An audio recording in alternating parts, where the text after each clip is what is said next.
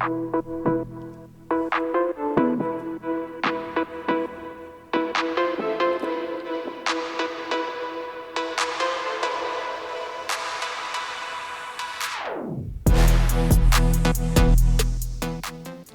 are all in a battle for our minds every day. How do we distinguish between the push and pull of the Holy Spirit versus our flesh? Just like any battle, we need to be prepared, and the Bible lays out clear instructions. Get armored up. It's time to engage in spiritual warfare. The Armor of God recap episode today on the Discipleship on Repeat podcast.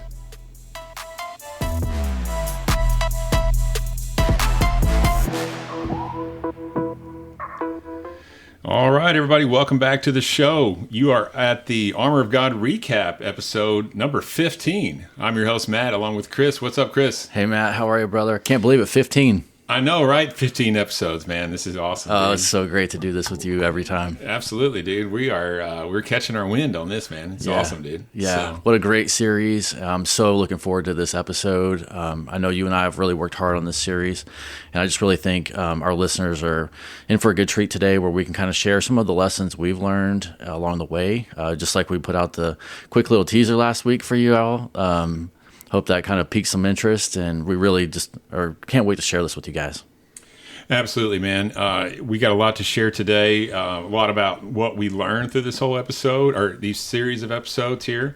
It's going to be fun. So before we dive in, we got to do something first. That's right, folks. It's the left-handed shake of the week. So we hope you know what the left-handed shake is at this point, but go back to our previous episodes and you'll learn a lot more about what that is. But my turn on the mic this week for that, Chris. Yeah, buddy. And I wanted to talk about a gentleman I met at the gym about a week or so ago named William. And just want to tell this quick story. So I was just in the middle of my workout, probably halfway through or so, got my earbuds in, got my visor down, so to speak, right? My Discipleship on Repeat hat, down low. And by the way, folks, I know we've had some people asking about our hats and T-shirts. They're coming, I promise. It'll be out there soon on the website. We just got to get our embroidery guy to help us set that up. So we're going to get that going for you guys soon, so you can rep some of our gear.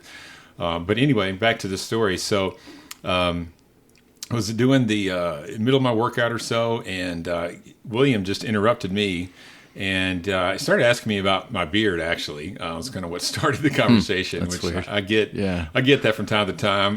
For people that know me, yes, I do have a beard, so I do like to make it look sharp. So he was asking me about it, and then the way the conversation was going, though, I was kind of like, I could have just given him a really short answer, just kind of get over, get back to my workout. I'm in my zone. I'm in my mode. I got my sweat going. I'm kind of breathing a little hard and everything. But I felt like, you know what? I need to stop here for just a minute. I felt like it was an opportunity that God was prompting me to take advantage of an opportunity to be a blessing to somebody else. Right. Mm-hmm. So we got to talking, about 20 minutes probably went by. Oh, wow. So long, even my wife came over there to check, see what was going on. Right. So, because she was finishing her workout, and we just started talking, man. And he noticed my hat. Obviously, he mentioned, "Hey, what's this Discipleship on Repeat?" So I had to tell him about that, and I hope he's listening. We, told him about the show, but he started to open up a little bit about his family life. He's single dad. Going through some times trying to find his identity through things, trying to be the best father he can, working through this world like we all are, this broken world. And felt like he just needed somebody to listen to him, and just be a sounding board, somebody that he saw the hat and the cross, and maybe he felt, okay, this is a Christian guy, I can say a few things, and so I was there, I was listening. So really, and I haven't seen him again since. I hope he says he goes there a lot. So, but this is the big gym. So, it's hard to see some people all the time. And again, I'm pretty focused on my workout when I'm there. So I don't really look, but I'm going to start looking for him. And anybody else I've been talking to just to, get to know as well. But, really the moral of that story, I think that I take away from it is that, we need to be prepared for opportunities for God to interrupt us, you know. Yeah. And this was a great opportunity. This gentleman, he just needed somebody to talk to. And maybe he's having a bad day. He needed he needed somebody to talk to, and I believe that, you know, the Spirit's just not going to, you know, God's not going to part the skies and bring an angel down to give you a message, right? You know, God speaks to us through other people. So if you're not interacting with other people, or vice versa, then you're kind of missing. You know, you're kind of limiting God on your opportunities. You know, Right. like, you know, if you can't, it's one way God can speak to you, but if you're not talking to anybody, well, then that's just one less way for Him to talk to you, right? So that's the moral of the story, really, folks, is that to just be aware for God's promptings and be prepared to stop middle of what you're doing, no matter how important it is. What God has for you in that moment is more important than anything you could be doing. I promise you that. Yeah, that's a great story, Matt. Thanks for sharing that. And I think too, you kind of touched on it. Like, be ready to have that conversation, and how do you work God into your conversations? That's something I've really been focused on lately, and praying about is how to get God introduced into all of my conversations at some point, like how to work Him in, and just kind of putting Him in the forefront of all those conversations and let Him lead that conversation, I think really has a big impact on everyone that we're coming in contact with. And so I think, you know, great message there, Matt. Thanks for sharing that. For sure, man. Thanks for that. I appreciate it. Let's move on into the recap. So we got a lot of stuff to cover with you guys. It's been really fun. I hope you've listened to all of our Armor of God series. There are 6 episodes that we're going to try to summarize a little bit for you guys today, and talk a little about our experiences personal through this through everything and what we learned. But before we jump into that piece, we need to do a little recap here and remind everybody that, you know, that our focus really is to be armored up put on your armor every day, of course, as we talked about, to recap, being in community, and then practice. That's the keys to having success with the armor of God. And we need that armor of God because of, you know, obviously we face battles from our enemies. So got some scripture for you guys that we've read before. So coming at you again, this is John 10:10. The thief comes only to steal, kill, and destroy. I came that they may have life and live it abundantly. That's why we need the armor right there. That's right. You know. But let's, our key verses, of course, are Ephesians 6:10 through 17. Here it comes. Finally, be strong in the Lord and in the strength of His might. Put on the whole armor of God, that you may be able to stand against the schemes of the devil. For we do not wrestle against flesh and blood, but against the rulers, against the authorities, against the cosmic powers over this present darkness, against the spiritual forces of evil in the heavenly places. Therefore, take up the whole armor of God, that you may be able to withstand in the evil day, and having done all, to stand firm. Stand therefore, having fastened on the belt of truth, having put on the breastplate of righteousness, and, as shoes for your feet, having put on the readiness given by the gospel of peace. In all circumstances, take up the shield of faith, with which you can extinguish all flaming darts of the evil one, and take the helmet of salvation and the sword of Spirit, which is the word of God. That's the summary right there. But you got some more info for us, right, Chris? Yeah, Matt, I think, you know, you kind of mentioned it. We've got to put that armor of God on daily. We've got to be very intentional about that. And so for me, that's something I've started doing every morning. I've added that to my prayer app that I pray through all my prayers every day. Cool. And spelled out every single piece on there, and just asking God to help arm me up with those specific pieces. Trying to be more intentional with that, and kind of leading my day, starting that day out with that. And, you know, I think you mentioned it there, that our enemy comes to steal, kill, and destroy. And I think one of the things that we have to remember is that guy never takes a day off. No. And he is relentless. Like, he hates us with a passion because he hates God. Right. And so he's trying to do everything he can to stop us and to separate us from God. And so we need to keep that in mind. And as we do, the closer we grow to God, seemingly the enemy's going to attack us more. For sure. So what we wind up with is we start going through these struggles and these weaknesses. You know, in 2 Corinthians 12, 9 and 10, it talks about, let me pull it up right here. it says, "My grace is sufficient for you, and my power is made perfect in weakness."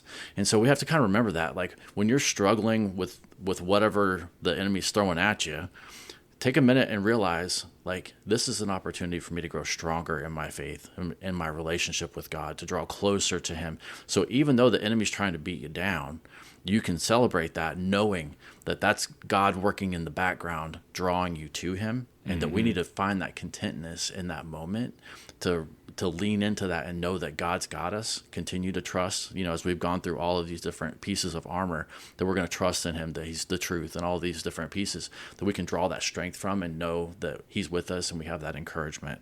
And it kind of makes me, reminds me of my military days when we'd have you're walking into a really hard time.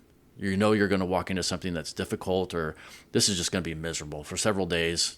I used to have several exercises per year that we had to go and do maneuvers for, wear all the combat gear for, and march around or carry guns and do all these crazy things. And the saying was out there. I think it originated with the SEALs, but it kind of like proliferated the whole military, and it was embrace the suck. Yeah. Like, this is about to suck tremendously. We're going to do it.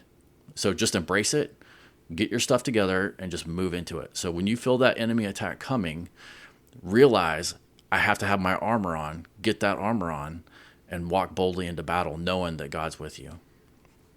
Yeah, I like that, man. So I kind of touched on it there for a second, kind of starting to go through these. So I wanted to rehash some of our pieces of the separate pieces of armor. Yeah. And so, the 6 pieces are the belt of truth. Mm-hmm. We've got the breastplate of righteousness. We put on the shoes of the gospel of peace. And so those are the 3 items that we talked about that we want to have on all the time. Mandatory on those. You put those on every day. 100%. Don't take them on. You sleep in them. That's right. Yeah. Always ready. Yeah. And then the last 3 are the ones you pick up. Right. And so we're going to pick up that shield of faith. It extinguishes all those flaming arrows, right? Yeah. Put on that helmet of salvation, right? Whose team are you on? Yeah.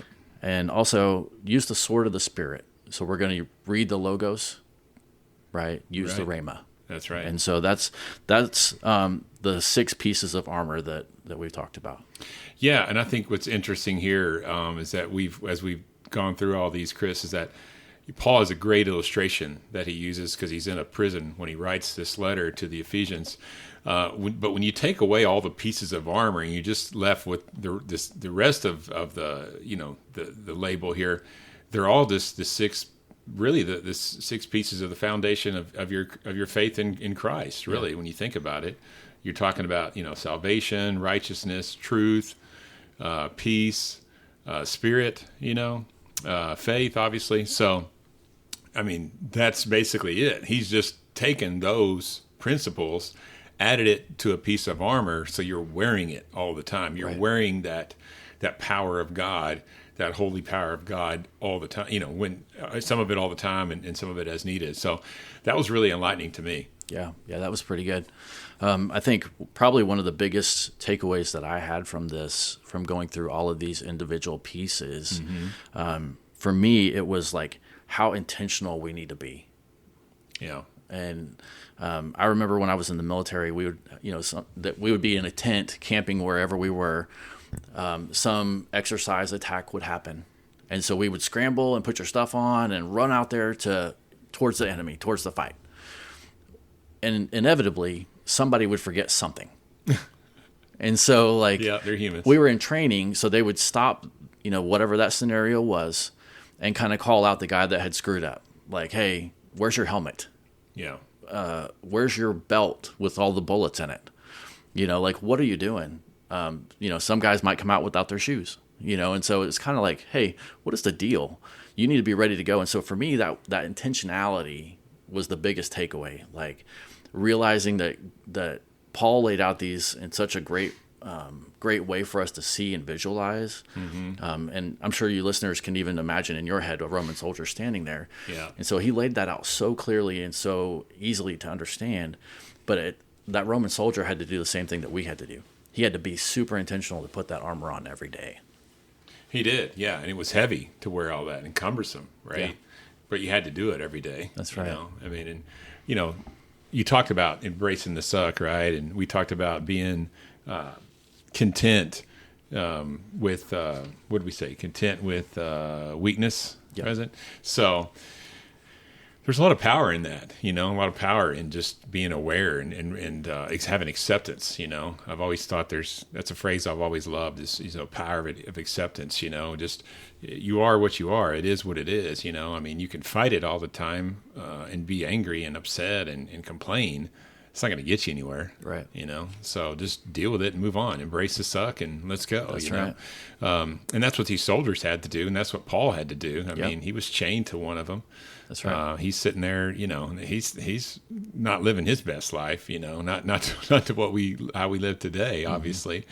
And here he was, is uplifting and everything. So he was living out the Spirit, in this situation. So what was enlightening to me, I guess, was really just thinking about the layers of the defense, really. I've always, I've read, the armor of God before. This is not, extremely new to me or anything, but just never had the thought about the depth of it all after we've gone through all this together in the study and the preparation that we've done. But just having the realization that there's so much armor that we need to have because there's so many ways that the enemy can attack us. We talked about, I think it was King Ahab, right? Mm-hmm.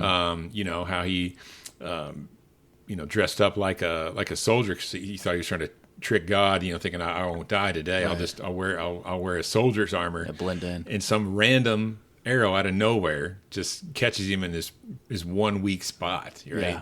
So you can think that you can cover everything like King Ahab did, right? Mm-hmm. And you can outsmart, our enemy. But the reality is you can't. I mean, right. Our enemy is extremely brilliant, if there's a way to attack you, he's going to find it. Mm-hmm. So you have to shore up every single piece. You really can't. There's no days off. There's no like, hey, I'm just going to leave this one at home today. I'm going to pack light. Right. Like people talk about that. I'm just going to do a carry on. No. You got to bring the full suitcase. All of it's got to be there. So you can't take a day off. Really, that was the big takeaway from me. Really. Yeah. So you can't leave that 22-pound shield at home. No, you got to have it with you at all times. That thing around. Yeah. So, Chris, let's talk about. We just talked about the pieces of armor, right? So let's talk about those. Let's talk about which part of your armor you think was the weakest for you before doing all this, or what you've learned throughout it. Man, I tell you, Matt, as we were preparing for this series, I very distinctly remember telling you, like, out of all the pieces of armor, I think the hardest that we're going to have a hard time talking about are the shoes. Mm-hmm. And in reality, studying that opened my eyes to how powerful being ready to share the gospel is.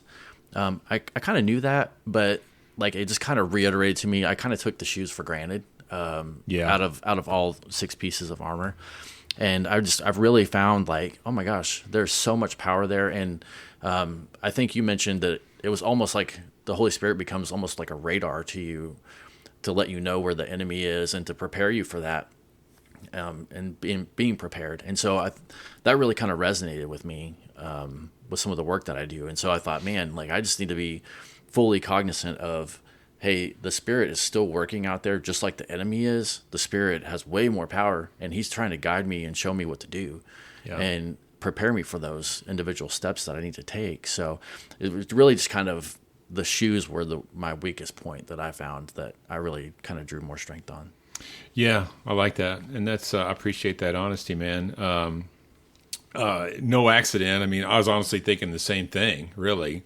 And by the way, folks, we don't discuss this beforehand, so nobody really, we like to leave this as organic as possible, and we tape all this live, no editing in case anybody's wondering. But no, for me, the shoes too was the biggest area that, maybe not the weakest per se, or maybe weak in general, but comparatively speaking to the others. Yeah, it was just one that I didn't think that was like, it's it's not the glamorous piece of the armor, right? I mean, you think about the sword and the shield. You know, I remember when I was a kid. You know, you watching He-Man or whatever, right? You think about the shield and the sword, maybe the helmet, right? The shoes are probably the last thing you think of, right? But I will say, you know, I mean, when I mean, I'm not like a big shoe head or anything like that, but when you get that new pair of shoes, right? I mean, you feel pretty good, right? You could have a beat up old shirt on, maybe some holes in your jeans, by accident holes, that is. But if you got a new pair of kicks on, man, I'm telling you, it's like a haircut too. You know, you get that fresh haircut, you get that fresh pair of kicks. I'm telling you, you're feeling good about yourself, right? Mm-hmm. I remember when I was 13, I grew like 4 inches or something over the summer. I went through it was like 7th grade, I think, and I went through like 3 shoe sizes in one summer. My mom was just so mad. But I remember like I finally hit it's kind of about the time 7th grade or so where your feet stop growing. Most people, you know, most guys anyway, at least that's how it was for me and my boys. But so after that, she's like, okay, look, man, I'm going to buy you these pair of shoes that I wanted. And they were, I was playing basketball at the time, and they were those air pump kicks, you know? Yeah. I still remember those today, where you could just pump it up, you know, and get the pressure exactly how you wanted and everything. And those things were so cool, dude. I was the only guy on the team that had one at the time. Of course, you know, a few weeks later, everybody else did probably too. But I just felt I had this little spring in my step, you know. So for shoes, really just being in the right place, being at the right time is so important and so crucial. You know, I think that, you know, when you read historians about Romans and battle and stuff, the people that had the strongest shoes are the ones that typically won the battle. Yep. You know, because when you don't have right footing, I don't care how good your shield is, you can't swing a sword if you're standing in mud, right? Yep. If you can't stand up, what good is all that stuff? You're nothing. So shoes to me, I think, was super important. Just realizing that, you know, hey, we got to have. You know, we live in a world today that, you know, there's mental suffering, there's, you know, anxiety and all these problems that people have mentally. And it's because they don't have peace. They're not wearing their shoes, you know, because reality is you're never going to be like, you know, completely blissful, peaceful life. There's always going to be something going on, right? I mean, you can say like, hey, I'll be happy when this happens, fill in the blank. Well, guess what? Something else is going to happen, and you're going to be looking for the next thing, right? So you have to learn how to be at peace at all times, knowing that God is in control, and that's wearing the shoes. That's where it's at. Yeah, for sure. So I think, Matt, you know, we talked about our weakness right now, what we thought was the weakest piece. What do you think is the strongest piece that you encountered? The strongest piece, it's a toss-up a little bit, but I've always just been aware of the helmet, honestly. I feel like I just always have known that I've always just felt the enemy attack my mind so much, you know, I just feel that all the time, really. So just made myself aware of the how important the helmet is in your thoughts and how you react to your thoughts. Is it, I'm drawing a blank. Romans 12:2, right? Renew your mind. That's just, you know, a verse I've always loved, you know, and, you know, because to me, that's where I think it's at. And if you even going back to 2 Corinthians 10:5, right, where Paul talks about taking every captive, every thought, and make it obedient to Christ, right? Yeah. That's it. So for me, I think we've talked about it in a previous episode, right? Where I had this remember the duck hunt thing and all that. So, you know, anytime there's like this thought ran in my head, nope, I'm going to toss it out. Yeah. I even like throw my head to the side a little bit. And I think my wife's caught on it a few times. She's like, oh, he must have got one of those thoughts again. So yeah, I'll just throw out a random, nope. What was that all about? It's like, oh, well, you know, that's what it was. So, and I'll just have that thought about skeet shooting, man. Just throwing that thought up in the sky and let it hang there for a split second and then popping a shotgun shell into it. That's just, I don't know, whatever it is for me. It's a silly analogy, but it's like, hey, whatever I got to do to put that thought out of my head and replace it with a Christ-filled thought, hey, I'm going to do it, man. So for me, that one is definitely one that I've always been aware of and focused in on well before we started this series. So what about for you, Chris? What do you think you're strongest with? Yeah, I think for me, for the longest time, I've really relied heavily on my faith. And so I was listening to a pastor talking today about faith. And so it was just really encouraging and kind of reinforcing that, when we start believing in Jesus, we've got that faith. Like, you have what you need.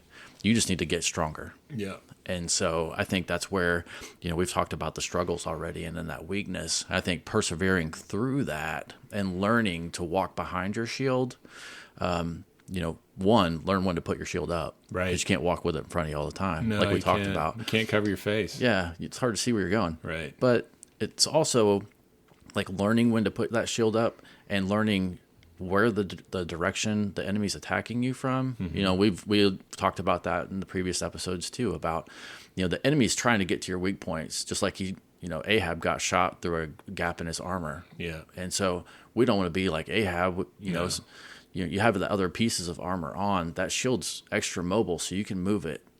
And it also is handy because you can interlock that with your friends, with your community. Yeah. And so I think that's part of the reason why my faith has become so strong. It's because of friendships and relationships like we have, where we can stand side by side. And if one of us is weak, we can help pick the other guy up and encourage them and let my faith, that may be bigger in that moment. Yeah. You're really beat down and struggling. Let my faith help shield you too. And so it kind of helps give that encouragement. And for me, just having walked through those struggles that I've seen in my life, knowing that God was going before me and praying, like, that shield's literally, as you're walking, marching with that, it's in front of you. Yeah. And that's, it doesn't do any good down by your side. It's not going to block the arrows down there. No. They're going to come straight at you. So you want that shield in front of you. And so I've prayed that prayer many times, like, God, go before me, prepare the way for me, and open my heart to be receptive to this conversation, put those thoughts in my mind, help me to make them obedient, but shield me from the enemy. And, it may be a conversation with somebody that's just going to be a difficult conversation, or it may be I'm walking into a complete unknown. And so just knowing that God's going before me into that situation just prepared me and prepared my heart for that. But it also bolstered that trust and that faith and that reliance in Him. And so every time that I've done that, it's getting better. So my shield's getting bigger, it's getting stronger. And the arm holding it up is getting stronger, right? Because I'm exercising that shield more. We talked earlier, you talked about using that shield every day, use that piece of armor every day to get more proficient in it. And so for me, that's something that I've been doing for quite some time. So getting to study on it and even grow a deeper knowledge and understanding of that, I think is important. And for me, even one of the tools I still use today, especially when I'm at work or something like that, and I know I might be walking into a stressful situation or something's happened. Mm-hmm. I frequently use cues to help kind of cue me in on oh yeah, remember this or remember that. Oh, okay. So for me, when I go to walk in my boss's office, I know we're going to talk about whatever he wants to talk about. Right. I'm not sure typically. So I walk in there. And so as I walk through his door, I'm like, all right, God, guide and protect me in this. Right. Not that I need a whole bunch of protection from my boss, but right. I want him to walk before me and shield me from whatever's coming. And so that way, it kind of goes through that filter of my faith. And so for me, that walking through the doorway is the cue. Pray and lean into that faith. Yeah. And it teaches reliance too. I like that, Chris. Thanks. It teaches you to rely on, because we a lot of times we think, I don't need God right here. I'm okay, God, right? Well, not really. It teaches you to be more reliant when you have those cues. So that's really cool, man. Yeah. I like that. Thanks. Yeah. What about another piece of the armor? Something that maybe kind of surprised you, or something that you kind of want to focus on to get to, to sharpen, so to speak. Yeah. To me, it's one of those where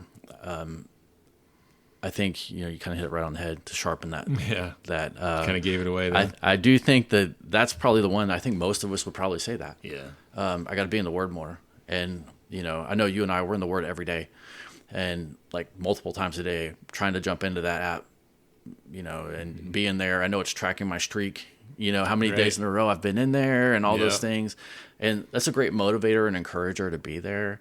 But as we talked about with the graphe and the logos, like the graphe is the actual book, logos is the message. But as you're internalizing that logos, the Holy Spirit's putting that in your heart, hiding it in your heart, preparing it in your mind, ready for you. So when you do face the enemy, you can use it as rhema. I think that, for me, it's the more times that I go through the Word, the more I'm learning about God and His character, the more I'm drawing closer to Him, the more that He's speaking to me through those passages. We talk the Word's alive. And so I'm learning that, like, the more that I'm in there every day, the more I want to be in there. And so some days I feel like I can't get enough, like whatever passages I've been reading, like the Holy Spirit is just kind of like, here you go, and it's almost like He's opened the fire hose on me and just like hit me with it full blast, and so other days I'm like, man, I just cannot focus.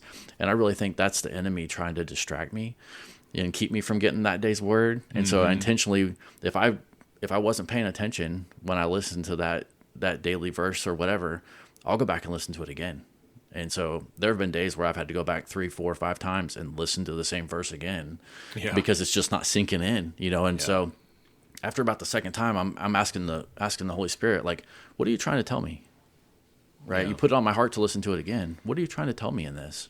Yeah. And so, for me, it's help me understand. Right? I need to understand. So I'm praying that, and I think we're going to get to that here in just a few minutes. But, I think, being cognizant of being in the Word, you don't necessarily need to quote the scripture, like in Matthew 6:5, it says, but, as we talked about with that word, with the sword, Jesus quoted directly what the word said in context. Yeah. Right. It's because like He had studied and knew the word. And so that's kind of what He's telling us we need to do is we need to be able to quote that word. We need to know that truth. And be able to quote that exactly because the enemy knows that truth and he's going to twist it on us.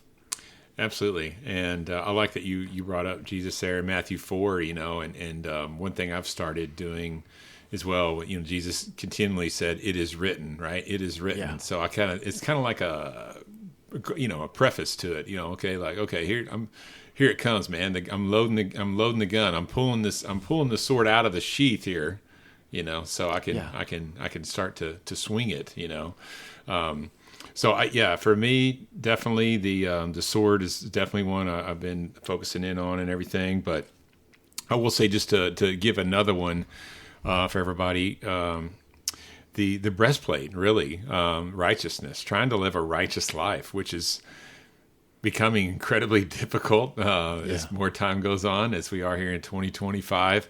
It seems like the enemy is just continually exhausting every possible maneuver. I'm sure there's a lot more in his belt, so, but, that we haven't seen it all yet, obviously, but for me, the breastplate isn't something, because that's your heart, I think that we've talked about when you're going to follow your heart, right? Your heart can deceive you, so the enemy will deceive your mind. That's why you wear the helmet, as we talked about a minute ago. But the breastplate was where you're deceive you. So if you're focused on things that are not of this world, you're gonna naturally gravitate towards it, right? Yeah. So I would encourage everybody to think about what you're taking in, right? What are you watching? What are you listening to? What podcasts are you listening to, right? What TV shows are you watching, right? Are you just constantly in this? Are you listening to news all day long? Is this negative all the time? You got to find the right balance. Everybody's got their own, prerogative on all that piece. But I would just encourage everybody to think about it, because there's this endless amounts of ways that our enemy can attack us, So for me, like, I've had great conversations with my wife about, and we'll get into watching a show or something, streaming something, and kind of get into it a little bit. And a few episodes in, sometimes I'll just tell her, like, what, I'm just not feeling. This is not really bringing me where I want to go. Let's find something else. Yeah. And it's harder to find something else these days, because it seems like everything is just it's just violent and sexual and everything like that. So, and that's just an example, but the breastplate is something that for me, that's just something that I've been more kind of focused and aware on, just because I feel like I want to gravitate. I want to continue in my walk, continue with my might to build, reach my full potential. That's what I pray from time, almost every day is like, God, help me reach my full potential. And I think that part of what can hold us back is what our heart is our desiring. People say follow your heart, right? It's your heart's deceitful. Right. We don't need to follow our heart. Our heart is going to lead us in the wrong way a lot of times. So for me, just thinking about that piece, man, was something that was important to me, and just I would encourage everybody to do the same. Yeah. I think you kind of touched on something there too, Matt. The devil just wants this little piece of our soul. Yeah. And so as we were talking about this before the episode a little bit to kind of get our thoughts together, I'd done a study with my men's group. And so in that study, we were reading the Screw Tape Letters by C.S. Lewis. Cool. And fantastic book. If anybody wants to, the Art of War is something I read in the military. Okay. Because, well, we're in the military and we're going to go to war. Like, right. Kind of have an idea of what your enemy's looking to do and how to do battle. Well, the Screw Tape Letters is kind of that for the spiritual side. Only it's written from one demon kind of training another demon how to torment people. Right. And so as we were having this conversation about the devil just kind of wanting his piece, right, and just kind of, he can tempt you into doing something terrible. Right. But the quote that I wanted to read out to you, and out of the book, it says, "Murder is no better than cards if cards will do the trick. Indeed, the safest road to hell is a gradual one, the gentle slope, soft underfoot, without sudden turnings, without milestones, without signposts." And so he's eliminated all the markers of where we're supposed to be going. Yeah. And he's just giving you a gentle nudge off course. And so to me, it's a powerful reminder of, to your point, the enemy, he can hit you over the head with lust or with whatever, but he doesn't always have to. It could be just something gentle that he tried to slip in between your, under your breastplate of righteousness and slide that arrow in there. Great. So I think it's just, a good reminder. We got to be aware of that. Yeah. I mean, that's a great point, Chris. Most people don't get to a bad spot in one clean step. It's a bunch of gradual steps to get there. Right. Nobody wants to see, wakes up in the morning to wreck their life. How can I wreck my life today? Right. This doesn't happen that way very often. But it's a gradual step, and it starts with the heart, man, really. Yeah. Because once thoughts get to the heart and you're loving it at a heart level, that's where it's dangerous. So if you're not wearing the breastplate, you got to be on it. So, let's talk about a few other questions. We got a little bit more time, Chris. So, let's talk about how's this impacted the way you live? How have you changed throughout all this? I mean, with the knowledge you've gained through all this, what have you learned, and what do you think could be encouraging to our listeners? Yeah, Matt, I think, reading through all of these, all the study that we've been doing and put in, one of the things that we've mentioned several times in the other episodes is being aware that this battle, it talks about it there in Corinthians, I think. This battle's not against, or in Ephesians, this battle's not against flesh and blood, right? It's not me versus you. It's not me versus my wife. It's not me versus my kids. It's not me versus my boss, right?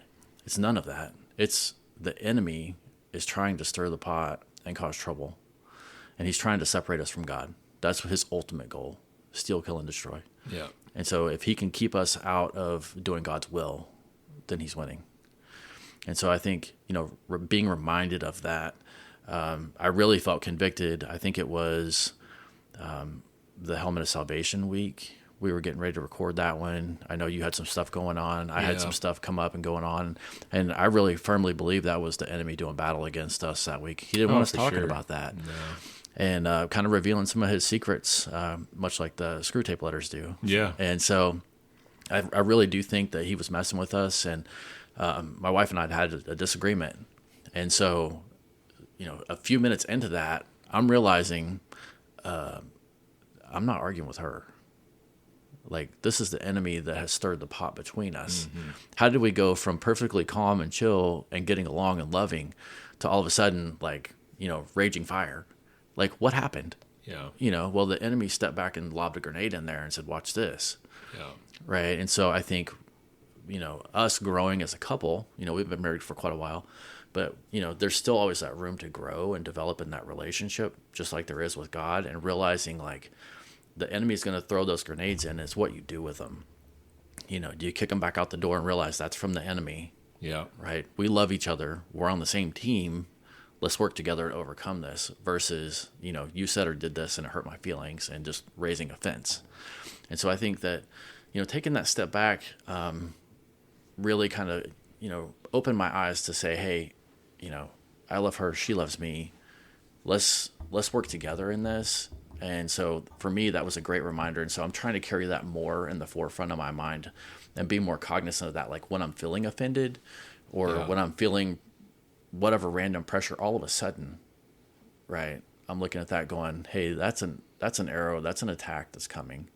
And so I need to be cognizant of that and realize, like, that's not that person. That's not Matt saying that. That's not my wife saying that.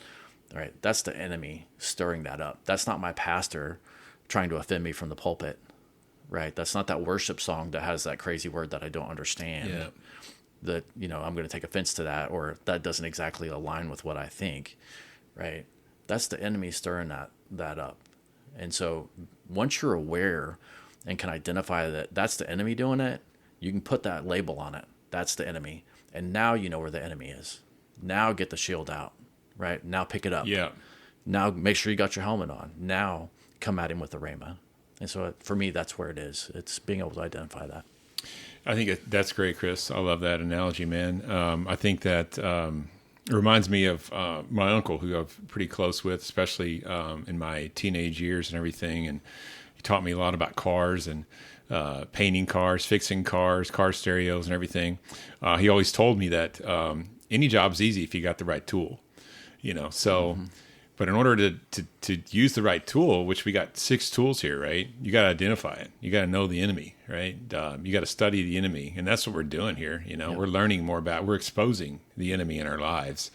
And I think when you expose the enemy and you realize, okay, he's coming after my heart here. I need to make sure I got my breastplate. Oh, yep, it's on tight. Or, he's trying to twist the truth on me, whatever I'm seeing, whatever I'm reading, this doesn't line up with what God's doing. I need to make sure my belt's on tight, or the helmet or any piece, right? I think when you have that awareness, when you have that identification of what you're being, what the attack is, and I think that's just so key, man. I think because that's you can have these pieces on, these pieces of armor. But you got to know how to use them, right? And that's going back to the beginning. You got to have them on. You got to be in community. You got to practice, right? So that's what we say at every beginning of every episode, including this one for the Armor of God series. And you got to continue to do that. I mean, it doesn't. I'm not saying it'll get easier, is what I'm saying, over time, if we're able to identify, use that right piece of armor. And just realize that, like you were saying, I mean, you don't get in these type of arguments, with your wife or anything like that, or coworker, anybody. What's changed here? What's different today? Yep. So I think that was definitely a big something that impacted my life and changed really my thought process on so much, because. I got to say, just about anything you run across, it's going to be from the enemy. Anything negative, I mean, he would love to make you think that. I mean, what's the old saying, right? I mean, the biggest lie the enemy ever told is that he doesn't exist, right? Yep. So you're thinking, oh yeah, this is just me. It wasn't really the enemy that did this. Well, no, that's not right. It came from him. It may have manifested through your own heart.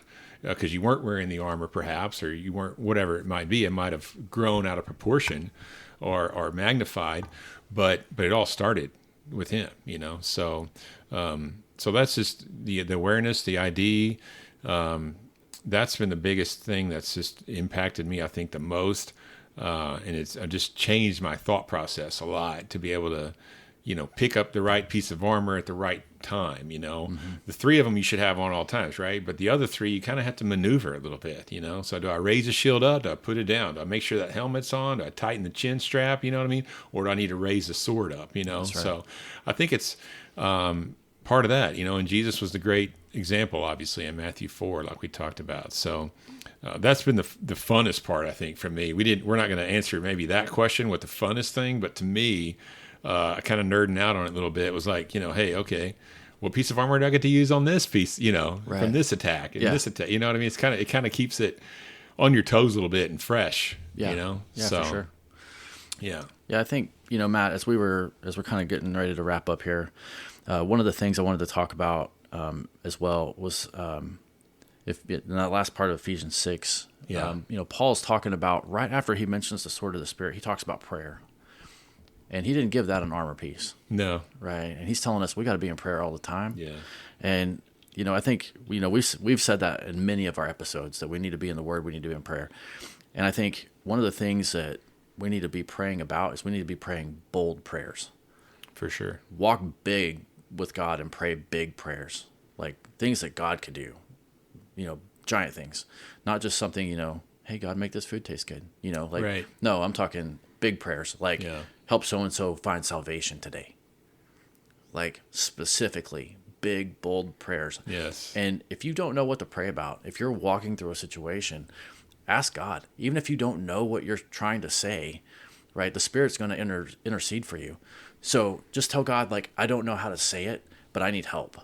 And just call out to him. And so that's kind of another big takeaway for me from this is being able to recognize where I'm falling short. Maybe it's some of that unbelief, right, that's working its way out of me. That righteousness is pushing it out. And so, in the Bible, it talks, the one guy says, help me overcome my unbelief. Yeah. Right.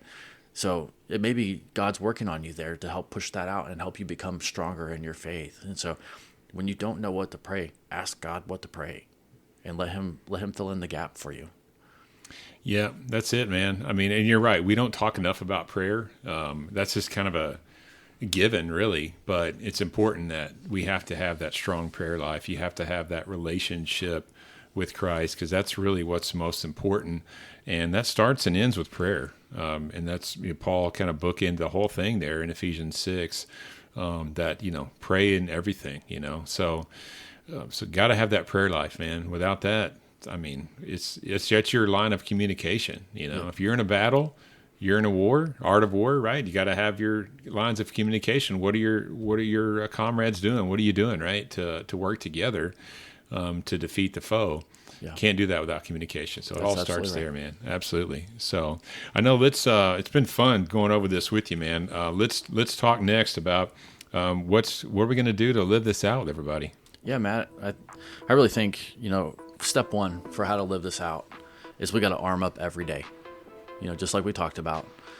You get ready to get out of bed in the morning, pray that prayer, ask God to put that armor on you and help you get ready for today. That's right. It starts right there. Step 2 would be just have that increased awareness, ID in the enemy. I was just talking about that a minute ago, right? Understanding how you're being attacked and consequently what piece of armor do you need to protect yourself, or do you need to be on the offensive, as Jesus said in Matthew 4. So that's right. And then finally, step 3 for how to live it out is pray in the Spirit. Ephesians 6:18 says to be praying at all times in the Spirit with all prayer and supplication. And so we got to be praying in that Spirit, being aware of our weaknesses. Yeah, praying for that, get that shield up, ready to go. Put on the armor. You got to use it.